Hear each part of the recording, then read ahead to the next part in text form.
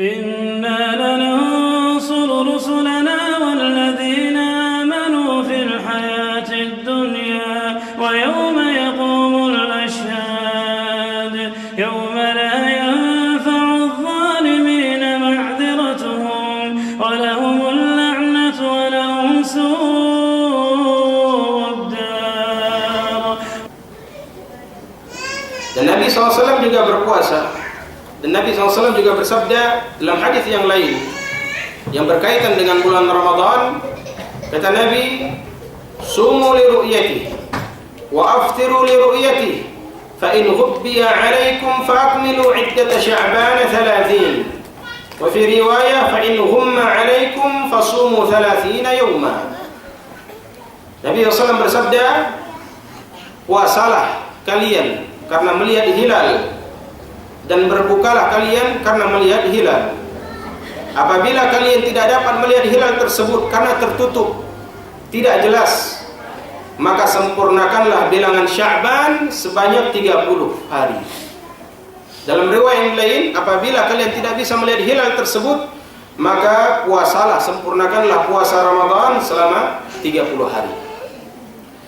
Hadis ini jamaah dimuliakan oleh Allah Subhanahu wa taala. Dalam penentuan masuknya puasa Ramadan itu harus dengan melihat hilal, ru'yatul hilal, bukan dengan hisab. Walaupun di zaman sekarang orang menggunakan dua-duanya, menggunakan hisab kemudian dipastikan lagi dengan hilal. Ya, itu tidak masalah. Yang masalahnya hanya menggunakan hisab, tidak lagi dipastikan dengan hilal. Ini tidak boleh. Tidak boleh berpuasa hanya memastikan dengan hisab, tapi harus dengan hilal. Ya, sehingga yang melihat hilal ini siapa? Orang-orang yang di bawah, yang ditugaskan oleh pemerintah. Ketika mereka melaksanakan tugasnya dan telah melihat hilal, maka mereka melapor kepada pemerintah. Dan siapa yang mengumumkan? Pemerintah yang mengumumkan kepada masyarakat ataupun manusia semuanya untuk berpuasa besok hari ini, ketika mereka melihat hilal. Jadi puasa itu adalah amal jamaah yang harus mengikuti ketentuan pemerintah, ya, dan dia harus berpuasa, ya, bersama pemerintah, bukan sesuai dengan penentuan ormas ini, ya, kelompok ini, ya, atau yayasan ini, atau organisasi ini. Tidak, ya, yang dia ikuti adalah pemerintah, bukan ormas. Pemerintah yang berhak dalam mengumumkan kapan mulai puasa. Sehingga dengan adanya, ya, kesamaan, kekompakan ini akan mempersatukan umat. Ini terkadang terjadi, ya, di tempat-tempat, ya, di tempat kita ini ada yang puasa hari ini, ada yang besok, ya, ada yang hari raya hari ini, ada yang besok. Jadi bagaimana umat ini akan bersatu ketika mereka berpecah? Ya, dengan alasan-alasan sendiri. Tapi kalau kita merujuk kepada hadis Nabi SAW, ya, itu hadis-hadis yang menunjukkan, ya, kepada kita semuanya agar berpuasa bersama pemerintah. Sebagaimana hadis dari Ibnu Umar radhiyallahu anhuma, ya, kata Ibnu Umar, orang-orang melihat hilal, berusaha mencari hilal, melihat hilal, dan aku pun juga berusaha melihatnya. Dan ketika aku melihat hilal, kata Ibnu Umar, aku melaporkan kepada Nabi sallallahu alaihi wasallam. Kemudian Nabi SAW mengecek dan membenarkan kabar yang aku bawa. Kemudian Nabi SAW mengumumkan kepada para sahabat yang lain bahwasanya besok kita puasa. Hadis ini menunjukkan bahwasanya ketika orang yang di bawah pemerintah, ya, telah melakukan tugasnya dan mendapat berita tentang penglihatan hilal, maka dia sampaikan kepada pemerintah. Sebagaimana Ibnu Umar menyampaikan kepada Nabi. Nabi sebagai kepala negara, dan Nabi yang mengumumkan besok kita puasa. Dan berpuasa bersama pemerintah adalah suatu persatuan, ya, adalah suatu kebaikan yang sangat baik. Ayo ikhwah yang dimuliakan oleh Allah Subhanahu wa taala. Begitu juga dalam penentuan Idul Fitri. Ya. Salat Idul Fitri juga sesuai dengan penentuan, ya, pemerintah. Dan melihat harus dengan melihat hilal. Apabila di hari 28 Sya'ban, ya, itu biasanya sudah mulai melihat hilal. 28 Sya'ban sudah mulai, ya. Dan penglihatan hilal itu dilihat setelah maghrib atau sebelum maghrib? Setelah maghrib. Nggak bisa hilal itu dilihat sebelum maghrib, nggak akan nampak. Maka kalau ada orang menginformasikan saya telah melihat hilal, atau ada organisasi mengatakan saya telah melihat hilal, lihatnya habis asar, itu nggak mungkin.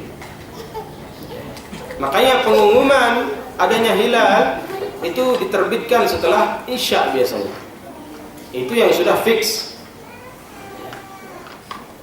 Kalau memang ghubbiya alaikum, tersamarkan, tidak terlihat, mungkin karena mendung atau yang lainnya, ya, tidak terlihat, apakah harus memaksakan diri besok puasa juga? Tidak. Kalau tidak terlihat, fa akmilu iddata Sya'ban 30, sempurnakan bilangan Sya'ban menjadi 30. Ya, karena bulan paling banyak itu 30 dan nggak mungkin lebih dari itu. Ya, kecuali tanggal kita ada tanggal 31. Tapi kalau tanggal Arab paling banyak 30, maka disuruh sempurnakan 30. Besok dilihat juga nggak kelihatan atau mendung, kita masuk Ramadan. Sempurnakan 30. Begitu juga dalam penentuan Idul Fitri. Kalau tidak terlihat, ya, di tanggal 28-nya atau di tanggal 29-nya tidak terlihat hilal, besok Idul Fitri atau tidak, maka sempurnakan 30. Maka sempurnakan 30. Artinya ayo ikhwan dimuliakan oleh Allah Subhanahu wa taala, semua pemberitahuan ini, ya, kabar ini itu disampaikan oleh pemerintah dan kita berpuasa, ya, sesuai dengan yang ditetapkan oleh pemerintah. Karena di antara tugas pemerintah dia menentukan kapan puasa. Ya. Di antara tugas pemerintah dia menentukan kapan awal masuk bulan, kapan berakhirnya satu bulan. Ya. Itu di antara tugas pemerintah. Ayo ikhwah dimuliakan Allah Subhanahu wa taala. Ini harus kita perhatikan. Jadi kalau ada terjadi nanti perselisihan antara kubu ini, kelompok ini, organisasi ini, ya, maka bagaimana sikap kita? Mengikuti sunnah Nabi SAW, yaitu bersama pemerintah. Bersama pemerintah. Kadang ada orang yang beralasan, wah di Saudi aja udah puasa, masa kita belum puasa? Padahal waktu kita ini lebih cepat. Nggak ada urusan kita sama Saudi. Masing-masing negara ada matlahnya sendiri. Ya, kita nggak ada urusan dengan Saudi. Nggak bisa menjadi patokan. Saudi udah duluan hari raya, kok kita masih puasa? Kan gitu orang. Akalnya kan mainnya di situ. Tidak berbicara dengan hadis, tapi berbicara dengan kebiasaan ataupun yang dia lihat dari yang berjalan di dunia. Maka berjalanlah sesuai dengan tuntunan Nabi Sallallahu Alaihi Wasallam agar tidak ada lagi perpecahan dan perbedaan. Ayo ikhwan dimuliakan Allah Subhanahu Wa Taala. Maka itu penentuan awal, ya, masuknya puasa ataupun berakhirnya puasa. Ketika seorang sudah berada atau sudah ingin masuk bulan Sya'ban, maka yang perlu diperhatikan di sana adalah, ya, ketika sudah ingin masuk bulan Ramadan, sudah dekat bulan Ramadan, ada satu hadis yang disebutkan oleh Nabi sallallahu alaihi wasallam dari Abu Hurairah radhiyallahu anhu. Nabi sallallahu alaihi wasallam bersabda, "La yataqaddamanna ahadukum Ramadan bisawmi yawmin aw yawmain illa an yakuna rajulan kana yasumu sawmahu falyasum dzalikal yawm." Kata Nabi SAW, janganlah salah seorang dari kalian, ya, mendahului Ramadan dengan berpuasa sehari atau 2 hari sebelum Ramadan, kecuali bagi orang-orang yang sudah terbiasa puasa sebelum-sebelumnya, maka tidak mengapa baginya berpuasa pada hari itu. Ya.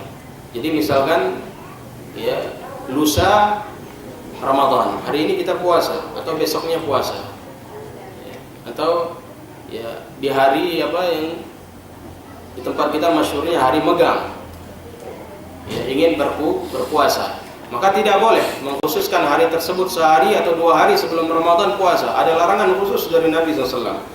Kecuali bagi orang yang terbiasa puasa. Bagaimana maksudnya? Mungkin sebelum 2 hari sebelum Ramadan atau sehari sebelum Ramadan bertepatan dengan hari Senin atau bertepatan dengan hari Kamis. Dia terbiasa puasa Senin Kamis, maka tidak mengapa dia puasa pada hari itu walaupun waktunya 1 atau 2 hari sebelum puasa, sebelum Ramadan. Atau dia terbiasa puasa Daud. Hari ini puasa, besok buka. Hari ini puasa, besok buka. Ternyata 1 hari sebelum Ramadan atau 2 hari sebelum Ramadan, jadwal dia puasa Daud, maka tidak mengapa. Dengan hadis, illa an yakuna rajulun kana yasumu saumahu falyasum dzalikal yaum. Kecuali orang yang sudah terbiasa berpuasa di hari-hari sebelumnya, maka dia tidak mengapa puasa pada hari itu. Dan dalam riwayat yang lain dari Ibnu Abbas, Nabi sallallahu alaihi wasallam bersabda dari Abu Hurairah radhiyallahu anhu, Nabi SAW bersabda, "Idza baqiya nisfu min Sya'ban fala tasumu." Ini berkaitan dengan bulan Sya'ban. Apabila telah sampai setengah dari bulan Sya'ban, maka janganlah kalian berpuasa lagi. Janganlah kalian berpuasa lagi. Ini riwayat At-Tirmidzi. Lafadznya dari Al-Imam At-Tirmidzi. Di sana ada lafaz lain dari Abu Daud. Dari Abu Daud disebutkan idzan tasafa Sya'ban fala tasumu. Apabila telah sampai pertengahan Sya'ban, maka jangan lagi kalian berpuasa. Namun hadis ini ada silang pendapat di antara para ulama. Namun Al-Imam At-Tirmidzi dia mengatakan hadis ini hasan sahih. Namun kebanyakan para ulama mengatakan hadis ini dhaif. Kemudian di sana ada fikih tentang memahami hadis ini. Idza baqiya nisfu min Sya'ban fala tasumu. Apabila telah sampai setengah Sya'ban, maka kalian jangan berpuasa. Hadis ini juga sebagai bantahannya atau memahami hadis ini dengan cara tidak boleh seorang itu berpuasa khusus ketika sampai pertengahan Sya'ban. Seperti sekarang ada orang yang mengkhususkan puasa nisfu Sya'ban. Maka itu tidak ada. Tidak ada puasa khusus nisfu Sya'ban, awal Sya'ban, akhir Sya'ban, itu tidak ada. Tidak ada puasa khusus. Yang mau berpuasa Sya'ban maka silakan puasa dari awal Sya'ban. Karena Aisyah menuturkan, tidaklah Nabi SAW berpuasa dengan bilangan hari yang sangat banyak kecuali pada bulan Sya'ban. Atau awal hadisnya, tidaklah Nabi SAW berpuasa sebulan penuh kecuali puasa Ramadan. Dan tidaklah Nabi SAW berpuasa di hari-hari yang sangat banyak kecuali di bulan Sya'ban, hampir penuh. Bahkan Aisyah mengatakan hampir-hampir Nabi SAW berpuasa di bulan Sya'ban hampir sebulan penuh. Artinya banyak melakukan puasa Sya'ban. Maka tidak mengapa, mulai dari awal. Mulai tanggal 1 Sya'ban dia puasa, tanggal 2 puasa, tanggal 3 libur dulu. 4 mulai lagi, 5 mulai lagi, 6 mulai lagi, 7 libur dulu. Tidak mengapa. Memperbanyak puasa Sya'ban. Namun tidak boleh mengkhususkan hari-hari tertentu. Dan juga tidak boleh berpuasa pada hari yang diragukan. Karena Nabi SAW bersabda, "Man shama al-yawmul ladzi yushaqqu fihi faqad 'asa Abul Qasim." Siapa yang berpuasa di hari yang ragu, maka dia telah bermaksiat kepada Nabi SAW. Hari ragu itu termasuk hari, satu hari sebelum Ramadan itu termasuk hari yang syak, hari yang diragukan, sehingga tidak boleh berpuasa pada hari itu. Tidak boleh berpuasa pada hari yang diragukan. Atau pada hari-hari yang dilarang, memang dilarang, seperti ayyamut tasyrik. Tidak boleh seorang itu berpuasa di ayyamut tasyrik. Karena hari-hari itu adalah hari makan dan minum, dan hari di mana manusia berbahagia, enggak boleh berpuasa.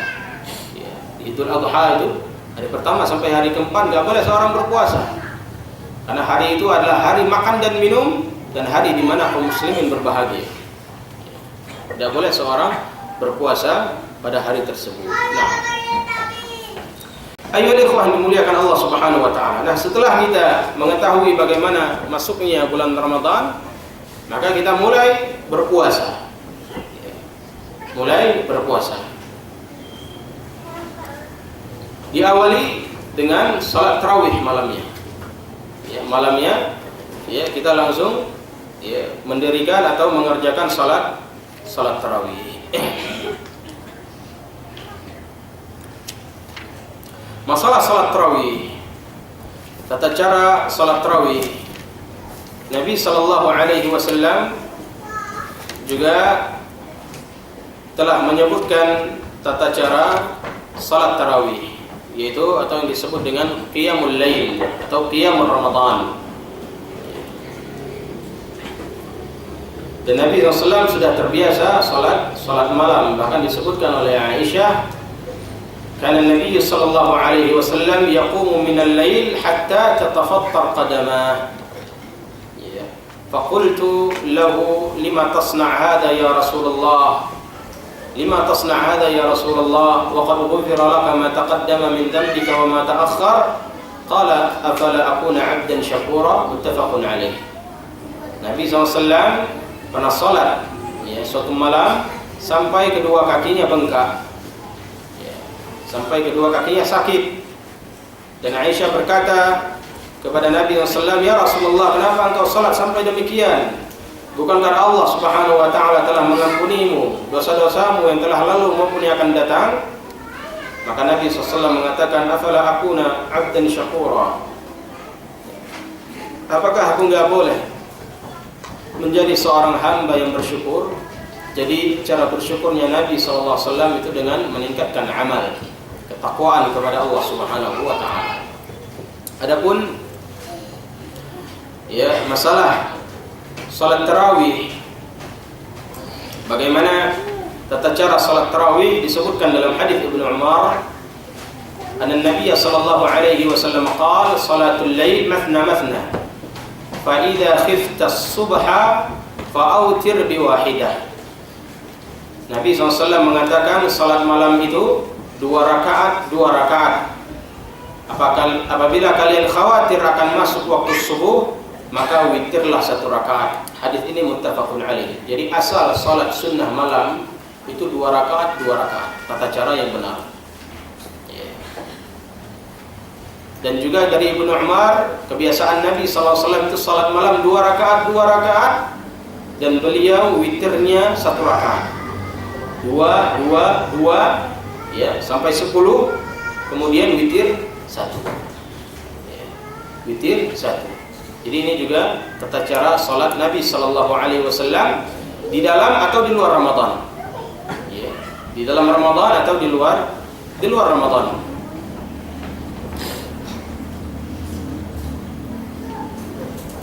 Dalam riwayat yang lain dari Aisyah, anna Rasulullah sallallahu alaihi wasallam kana yusalli 11 rakaat. Nabi sallallahu alaihi wasallam salat 11 rakaat. 11 rakaat.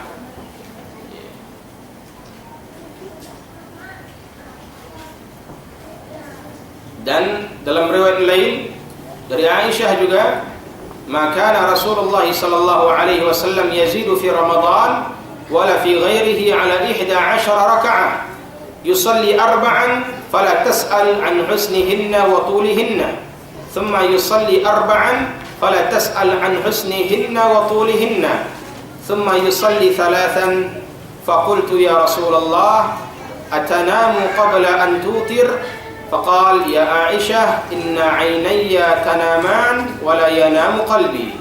Muttafaqun alaih. Dari Aisyah, tidaklah Nabi sallallahu alaihi wasallam menambah di dalam Ramadan atau di luar Ramadan, tidak Nabi tambah dari 11 rakaat. Jadi Nabi SAW salat malamnya di dalam Ramadan 11 atau di luar Ramadan juga 11. Bagaimana yusalli 4? Beliau salat 4 rakaat. Dan jangan engkau tanyakan bagaimana baiknya dan panjangnya salat tersebut. Kemudian beliau bangkit dan salat 4 rakaat. Maka jangan kau tanya baik dan panjangnya salat beliau. Kemudian beliau salat 3 rakaat sebagai penutup, Kemudian Aisyah mengatakan, "Ya Rasulullah, apakah engkau tidur sebelum witir?" Maka Nabi SAW mengatakan, "Wahai Aisyah, sesungguhnya kedua mataku tertidur, namun hatiku tidak tidur." Namun hatiku tidak tidur. Bagaimana memahami hadis ini? Sebagian orang mempraktikkan hadis ini sebagaimana zahirnya. Itu dia melaksanakan salat tarawih 4-4-3. Artinya 4 rakaat sekali salam, kemudian 4 rakaat sekali salam, kemudian witir 3 rakaat sekali salam. Kan seperti itu. Ada sebagian masjid yang kalau sudah terbiasa dengan ini, ada imam lain yang datang dipraktekkannya dua-dua. Itu udah ribut masjid itu nanti. Ribut masjidnya. Kenapa? Karena sudah terbiasa 4. Kalau dibawa cara lain, ini udah ribut. Kalau diterangkan kadang nggak mau dengar. Kalau diarahkan juga tidak mau mendengar. Maka ayo dimuliakan Allah Subhanahu wa taala. Hadis ini penjelasannya dikembalikan kepada hadis Ibnu Umar. Ini yang pertama. Bahwa salat malam itu mathna, 2 rakaat istirahat, 4 rakaat. Bangun lagi 2 rakaat. Kemudian istirahat. Kemudian bangun lagi 2 rakaat. Salam, kemudian 1 rakaat, 11. Begitu asal sunnah dari Nabi sallallahu alaihi wasallam. Bukan 4 rakaat sekali salam. Ini dijelaskan oleh ulama-ulama yang seperti Syekh Al-Albani, kemudian Syekh Shalih Fauzan, Ibnu Utsaimin juga menjelaskan hal yang sama. Jadi asal salatnya tata cara yang benar itu 2 rakaat, 2 rakaat, bukan 4 sekali salam. Namun bagaimana yang menjalankan 4 sekali salam, maka salatnya tetap sah. Namun yang afdal dia melaksanakan dua. Karena dalam kaidahnya asal salat sunnah itu 2 rakaat. Asal salat sunnah 2 rakaat. Begitu juga seperti salat dalam hadis disebutkan tentang salat sunnah setelah Jumat 4 rakaat. Satu riwayat menyebutkan 4 rakaat, satu riwayat menyebutkan berapa rakaat? Menyebutkan 2 rakaat. Jadi ada juga tafsir dari para ulama yang 4 rakaat itu dikerjakan 2. Ini yang afdal. Dikembalikan ke hukum asal salat sunnah. Begitu juga salat 4 rakaat sebelum zuhur. 4 rakaat sebelum zuhur atau 4 rakaat sebelum asar. Juga disebutkan dalam hadis. Namun tata caranya juga sama, 2 rakaat. 2 rakaat. Ayo ikhwan dimuliakan oleh Allah Subhanahu wa taala.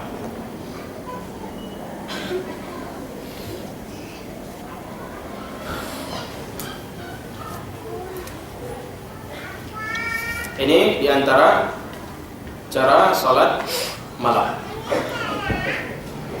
Kemudian Nabi SAW menitip satu pesan bagi orang-orang yang telah menjalankan salat malam. Pesan ini dikatakan oleh Nabi SAW kepada Abdullah bin Amr bin Al-As. Kata Nabi SAW, "Ya Abdullah, wahai Abdullah," yaitu Abdullah bin Amr bin Al-As, "Wahai Abdullah, la takun mithla fulan kana yaqumul lail fataraka qiyamul lail." Wahai Abdullah, jangan engkau seperti si fulan. Siapa si fulan itu? Allahu a'lam. Jangan kau seperti si fulan. Kenapa? Karena dia dulu orang yang semangat salat malam. Dulu dia terus salat malam, rutin salat malam. Kemudian dia meninggalkan salat malam. Maka jangan kau seperti si fulan. Artinya kalau seorang sudah masuk Ramadan, fullkan salat malamnya. Mulai dari awal Ramadan sampai akhir. Kalau dia nggak sempat di masjid, paling tidak dia laksanakan di rumah bersama keluarganya. Dan itu juga di dalam menghidupkan bulan Ramadan. Menghidupkan bulan Ramadan, salat di di rumah bersama keluarga. Itu juga termasuk sunnah Nabi sallallahu alaihi wasallam. Nabi menyebutkan ya, dalam hadisnya dari Aisyah radhiyallahu anha, kana Nabi sallallahu alaihi wasallam idza dakhala al-'ashr ahya al-lail wa ayqadha ahlahu wa shadda al-mi'zar. Adalah Nabi sallallahu alaihi wasallam apabila telah masuk 10 terakhir bulan Ramadan, beliau menghidupkan malamnya dan membangunkan keluarganya untuk salat, baca Quran, berdoa, wa shaddal mi'zar, dan mengencangkan ikat pinggangnya. Artinya lebih bersemangat lagi ketika apalagi sudah masuk 10 malam terakhir. Karena kebiasaan masyarakat kita 10 terakhir itu tidak lagi semangat. Masjid sudah mulai sepi. Ramainya itu 10 pertama. 10 pertama full masjidnya. Di mana-mana. Ya 10 kedua tinggal setengah. 10 ketiga tinggal 1-2 saf. Mana yang lain? Persiapan lebaran. Buat kue, belanja, shopping, segala macam. Ya. Tapi sunnah Nabi SAW 10 terakhir itu, 10 hari terakhir itu adalah hari tenang, di mana seorang itu fokus untuk beribadah. Ya. Kalau orang yang bisa cuti kerja, cuti kerja. Kalau dia bisa persiapkan bekal untuk keluarganya di 20 hari pertama, ini target kerja 20 hari pertama puasa, ya harus bisa mencukupi kebutuhan keluarga sampai lebaran. Dia cukupkan. Ya, kalau bisa cuti 10 hari terakhir, cuti, saya mau iktikaf. Ya, mau fokus untuk 10 terakhir. Makin dia bersemangat lagi di 10 hari terakhir. Jadi ayo ikhwan dimuliakan Allah Subhanahu wa taala, salat malam ya, kalau tidak sempat di masjid, hendaknya dia salat di rumah dan tidak dia tinggalkan. Salat bersama keluarganya, anak-anaknya, istri-istrinya. Ya, karena juga bulan Ramadan adalah bulan ya syahrut tarbiyah, bulan pendidikan bagi kaum muslimin. Ayo ikhwan dimuliakan oleh Allah Subhanahu wa taala. Ketika seorang sudah salat tarawih ya, dengan baik berjamaah, ya, kemudian bagaimana dengan wanita? Apakah wanita boleh salat ke masjid? Ya, maka di sini kita nasihati wanita lebih baik salat di rumah. Dan itu yang dinasihatkan oleh Nabi sallallahu alaihi wasallam. Sebaik-baik salat bagi ya wanita ada di rumahnya. Bahkan Nabi SAW mengatakan tentang sebaik-baik salat ini ya di Masjid Nabawi. Salatnya wanita di rumahnya itu lebih baik daripada salat di masjid ini. Di Masjid Nabawi. Padahal keutamaan salat di Masjid Nabawi berkali-kali lipat, ratusan kali lipat, ribuan. Tapi kata Nabi SAW tetap yang paling afdal perempuan salat di rumah. Ya. Namun apakah mereka boleh salat di masjid? Boleh. Ya, apabila ya tercukupi syarat-syaratnya. Di masjid tidak campur baur, ada tempat khusus tertutup bagi mereka, tidak memakai wangi-wangian, kemudian berhijab dengan hijab yang syar'i, tidak nongkrong di tempat laki-laki, tidak duduk di tempat yang bisa laki-laki memandang mereka. Ya. Kalau terpenuhi syarat tersebut, tidak mengapa dia sholat di masjid. Dan bagi yang mau sholat di masjid, mahramnya, suaminya, siapa saja, saudaranya, orang tuanya tidak boleh melarang wanita tersebut datang ke masjid. Karena itu ya dikatakan oleh Nabi sallallahu alaihi wasallam, "Wala tamna ima Allah masajidahun." Janganlah kalian melarang ya perempuan-perempuan itu untuk datang ke masjid.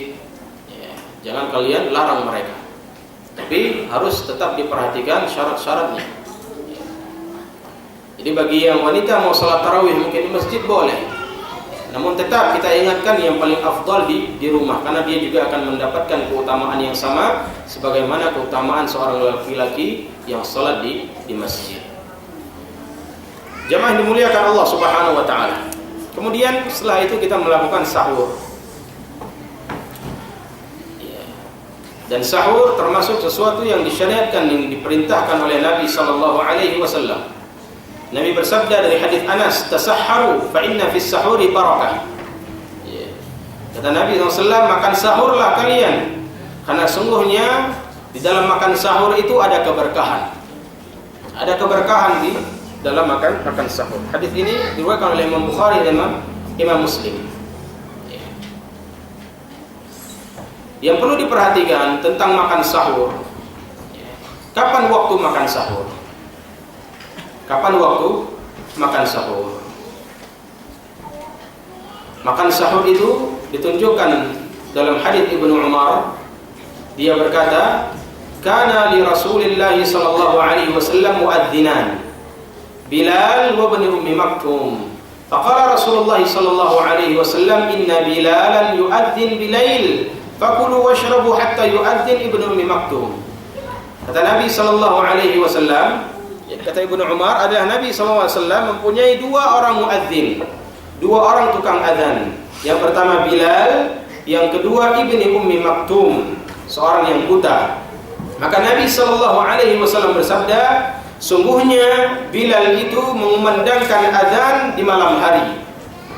Artinya di malam hari itu di azan pertama, ketika muncul fajar kadhib. Fakulu washrabu, maka makan dan minumlah kalian di waktu Bilal mengumandangkan azan pertama, hatta yu'adzin ibnu Ummi Maktum, sampai ibnu Ummi Maktum mengumandangkan azan yang kedua. Di situ habis waktu sahur.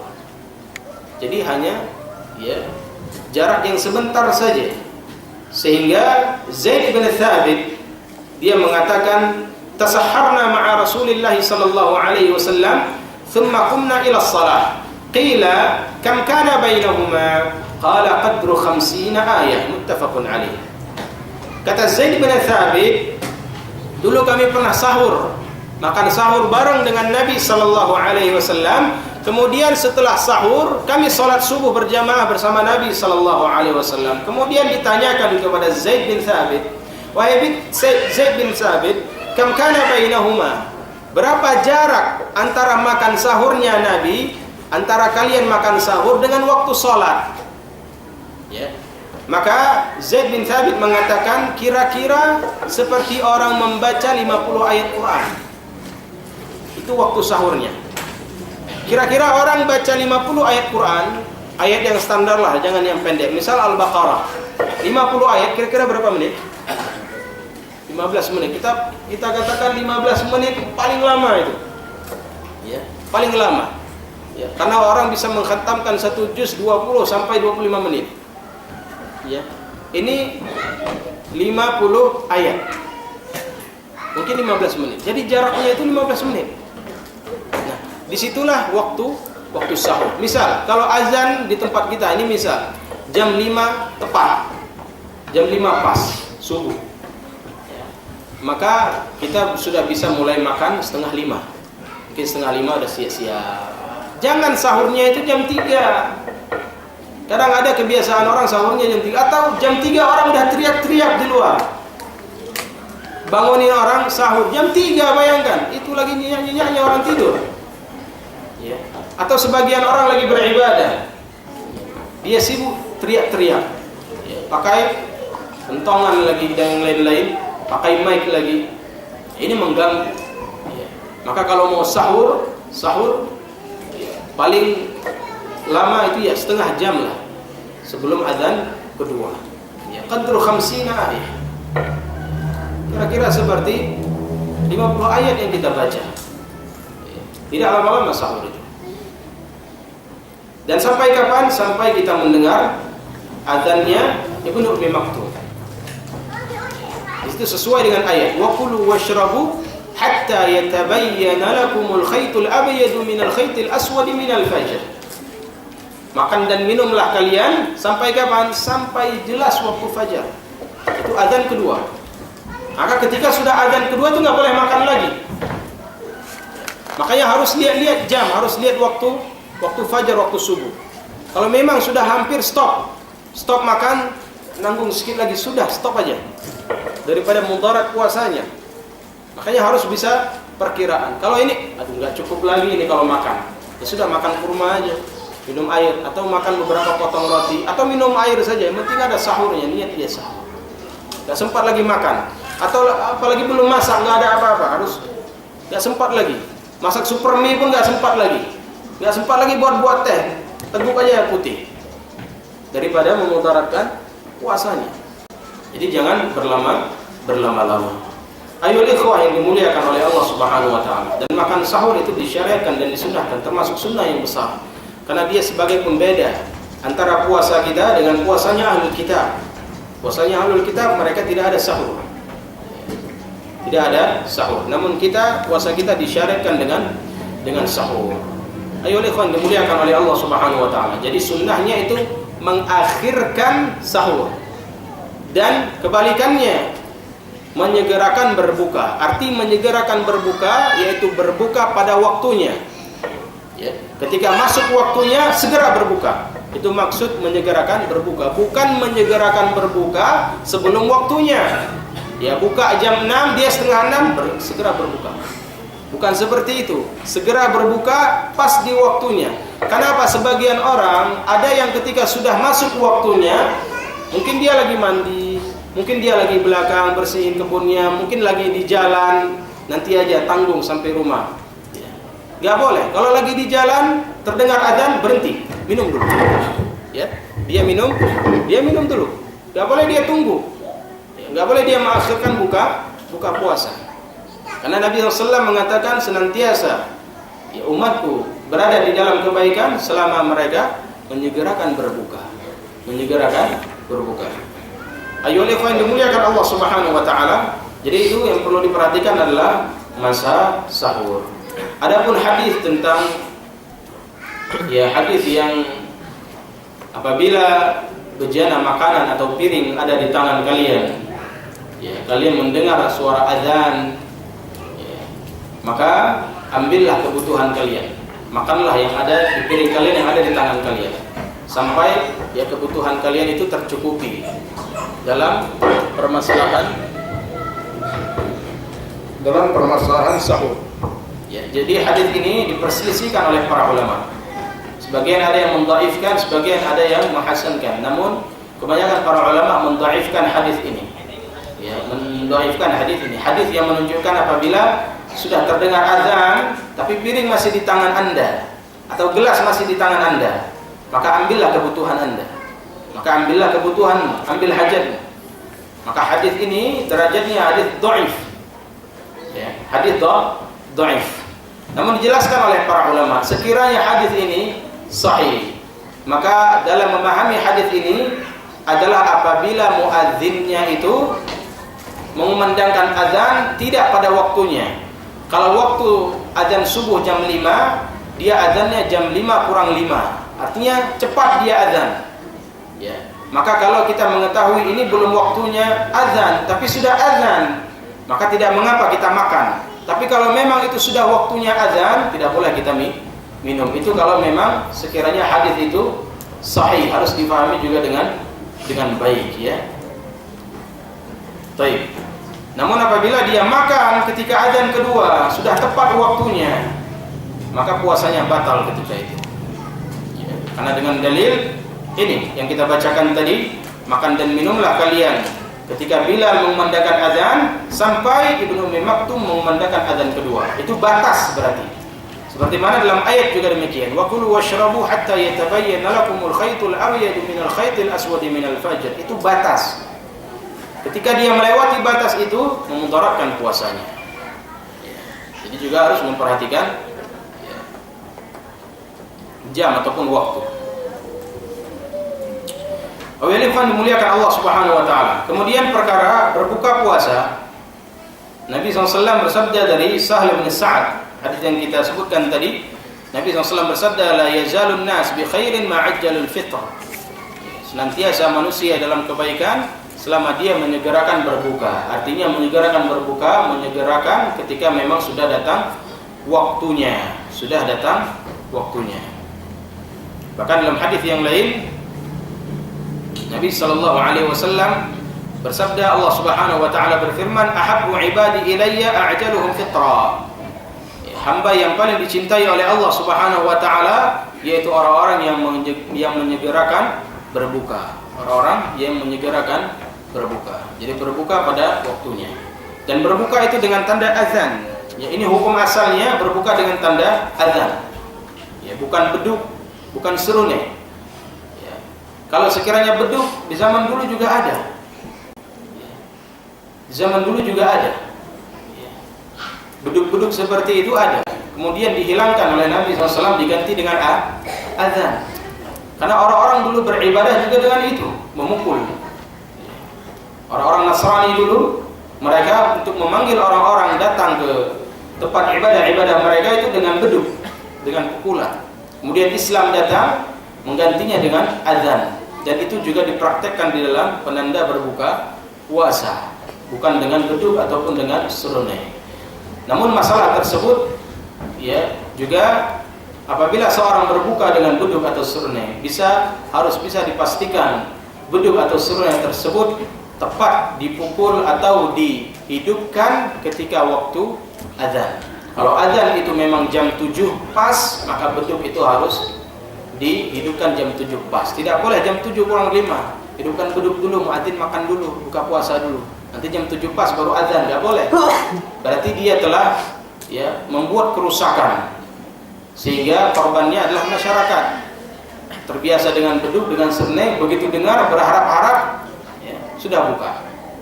Padahal belum waktunya. Maka untuk memastikan lagi, ketika ada dengar serunai, lihat jam. Betul nggak ini? Atau lihat waktu. Dan jam kita juga harus betul. Lihat waktunya, pas nggak jadwalnya. Kalau tidak, walaupun beduknya sudah habis, sudah berhenti, tapi waktunya belum, jangan buka. Biar aja sampai tunggu azan, di mana memang waktunya. Jadi tidak boleh mengitlakkan ataupun mutlak dengan beduk, harus dilihat waktunya. Jangan sampai mendahului waktu. Ayo ikhwan dimuliakan oleh Allah Subhanahu wa taala. Kemudian sunnah dalam berbuka. Bagaimana seorang itu berbuka? Hadis dari Salman bin Amir Ad-Dabbi, salah seorang sahabat Nabi sallallahu alaihi wasallam bersabda, "Idza aftara ahadukum falyuftir 'ala tamrin, fa in lam yajid falyuftir 'ala ma'in fa innahu tahur." Kata Nabi sallallahu alaihi wasallam, apabila kalian hendak berbuka, maka berbukalah dengan tamar. Kalau kalian tidak mendapatkan tamar, enggak punya kurma, maka berbuka dengan air, karena sungguhnya air itu suci. Jadi berbuka dengan kurma. Ketika azan ambil kurma. Bahkan dalam riwayat lain kata Nabi SAW menyebutkan dari Anas bin Malik, kebiasaan Nabi SAW apabila berbuka, qabla an yusalli, berbuka sebelum salat. Ini juga termasuk tidak boleh menunda-nunda berbuka, salat dulu baru buka. Jadi buka dulu baru salat. Nabi SAW berbuka dengan rutabat, beberapa butir rutab. Rutab itu kurma basah. Kurma basah. Fa in lam takun rutabat fatumayrat. Kalau kalian tidak mendapatkan rutab, maka bisa dengan kurma, itu kurma kering. Tamar. Fa in lam takun tumayrat hasawatin min ma. Kalau kalian tidak punya kurma kering juga, maka cukup dengan meneguk beberapa air. Cukup meneguk dengan beberapa air. Jadi disunahkan makan rutab atau kurma, itu dulu. Dan ini diteliti oleh kedokteran, bahwasanya orang yang berbuka dengan kurma atau hal-hal yang manis, kemudian baru dia minum, maka kurma tersebut dapat mengembalikan di mana tubuh kekurangan kadar gula, di mana tubuh itu kekurangan kadar gula ketika dia berpuasa. Maka ketika dia berbuka memakan kurma, kadar gula yang kurang tadi kembali normal dan dia tercukupi dengan gula dan dia bertenaga kembali ketika dia makan kurma atau makanan-makanan yang manis. Maka hendaknya makan kurma. Tapi sebagian orang kurang puas bukanya pakai kurma. Enaknya cendol dulu, ya kan? Atau es campur dulu. Atau air dingin dulu. Biar lega, tapi ambil sunnahnya dulu. Kalau sudah terbiasa itu nikmat. Makanya kalau kita lihat orang-orang di luar sana di Arab itu kalau mereka berbuka kurma dulu disantap. Sudah capek mulutnya ngunyah baru dia minum. Jadi ini juga mengembalikan stamina seorang yang tadinya dia lemas menjadi fit kembali, berstamina kembali. Itu manfaat daripada sunnah Nabi SAW memakan atau mendahului kurma. Kemudian doa di dalam Berbuka puasa apa doanya? Ketika mau buka puasa, doanya bismillah. Mau buka puasa, puasa pening-pening, bismillah. Jadi jangan kita nggak tahu doanya, karena anak kecil tahu dia doa buka puasa. Doa sebelum makan apa? Bismillah. Bismillah. Nanti setelah dia makan, dia minum, baru dia membaca. Ya disunahkan dhahabat dhama'u wa batallatil 'uruq wa thabatal ajru insyaallah. Ya, dia baca doa itu. Ya, itu sebagaimana yang diriwayatkan oleh Abu Dawud dalam sunannya. Ya. Namun kalau dia ingin berbuka cukup dengan bismillah. Ya. Tidak ada doa-doa ya doa-doa yang dipraktekkan ya sekarang ini sampai anak-anak pun hafal doa Upin Ipin. Ya. Itu tidak ada ya dalilnya, atau ada yang mirip seperti itu ya, cuman juga dalilnya ya dhaif. Cukup dengan bismillah, kemudian dia baca dhahabat dhama'u wa batalatil 'uruq wa thabatal ajru insyaallah. Kemudian setelah dia berbuka baru dia salat maghrib, kemudian dia baru menyantap makanan-makanan yang lain, dan kemudian baru dia kembali salat tarawih. Ayo ikhwan yang dimuliakan Allah Subhanahu wa taala. Di sini ada beberapa masalah fi masail minas shaum. Ada beberapa masalah yang terkadang dihadapi oleh beberapa orang yang berpuasa. Di antaranya masalah ketika dia sedang melakukan puasa lupa kemudian makan ataupun minum. Bagaimana keadaan orang yang seperti ini? Nabi sallallahu alaihi wasallam bersabda dari hadis Abu Hurairah. Kata Nabi, "Idza nasiya ahadukum fa akala aw shariba falyutimma shaumahu fa innama at'amahu Allah wa saqah." Muttafaqun alaih. Kata Nabi SAW, apabila salah seorang kalian lupa, kemudian dia makan dan minum, maka hendaknya dia menyempurnakan puasanya. Karena sesungguhnya Allah Subhanahu wa taala yang memberikan dia makan dan minum. Karena Allah Subhanahu wa taala yang memberikan makan kepadanya dan minum kepadanya. Ini kalau memang lupa. Jadi ketika seorang itu makan lupa, maka apa yang ada di tangannya dia letakkan dan apa yang ada di mulutnya dia keluarkan. Ya, ketika dia ingat, ya jangan nanggung sedikit lagi. Atau yang ada di mulut sayang dibuang. Gak boleh. Kalau begitu dia ingat, dia buang. Atau minum, lupa. Ketika lagi minum, apa yang tersisa di dalam mulutnya dia keluarkan. Bukan berarti dia muntahkan, yang masih di dalam mulutnya dia keluarkan, yang masih di tangannya dia letakkan. Tidak boleh dia lanjutkan. Dan dia lupa. Kalau memang dalam keadaan lupa, maka tidak perlu dia membatalkan puasanya, tetap dia lanjutkan puasanya. Karena apa? Itu yang memberi makan dan minum dia adalah Allah Subhanahu wa taala. Dan ini biasanya terjadi kepada orang yang jarang puasa, jarang berpuasa, itu sering terjadi. Ya, terlebih lagi di minggu pertama, sering lupa. Sering lupa. Kenapa? Jarang puasa. Dan akibat orang jarang puasa itu bawaannya lemas, nggak semangat, kemudian buat hal-hal yang melalaikan. Ngabuburit, jalan-jalan. Pernah dengar nggak orang puasa sunnah ngabuburit? Senin Kemis ngabuburit, puasa Daud ngabuburit, jalan-jalan, nggak ada. Tapi di bulan Ramadan ada yang seperti itu. Itu contoh orang-orang yang nggak pernah puasa sunnah. Begitu dia puasa Ramadan terasa berat sekali. Begitu buka balas dendam. Sudah balas dendam nggak sanggup sholat lagi. Tidur, sahur lagi, makan lagi. Jadi ini kebiasaan-kebiasaan yang tidak baik. Daripada dia jalan-jalan, lebih baik dia menunggu berbuka puasa dengan baca Quran, baca buku, dan memurajaah atau hal-hal yang lain yang bermanfaat. Jadi itu termasuk juga sebab kenapa dia bisa mengeluh, karena nggak terbiasa berpuasa. Makanya sunnah Nabi SAW memperbanyak, Nabi mencontohkan kepada kita dan menghimbau kepada kita untuk banyak sholat ataupun puasa sunnah di bulan Sya'ban agar terbiasa di bulan Ramadannya.